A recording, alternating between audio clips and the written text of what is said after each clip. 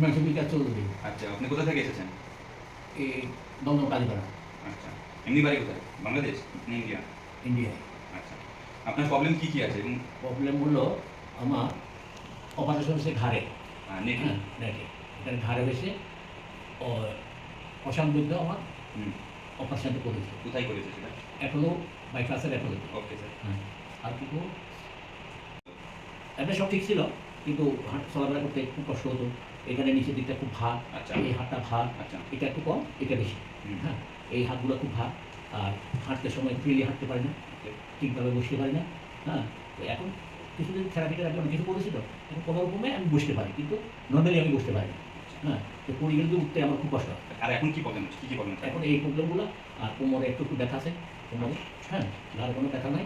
আর mainly আমার শরীরটা ভার হয়ে গেছে। আর এই হাত হাতেগুলো সব অবসর ঝিনঝিন ভাব, ঝিনঝিন না ঝিনঝিন করে না, এটা তৈলাক্ত ভাব, আচ্ছা। পায়ের তালুতে তৈলাক্ত ভাব। আচ্ছা, ঠিক আছে। ঠিক আছে, স্টপ। এই হচ্ছে C1, C2, C3 অ্যাপোলোতে সার্জারি করেছে। সার্জারি করার পরে এনার একটু হাত পায়ে একটু প্রবলেম হচ্ছে, শরীর উইকনেস লাগছে, তাই আমরা এনার ফিজিওথেরাপি করাবো। ঠিক আছে? ওকে, আমরা ট্রিটমেন্ট স্টার্ট করছি।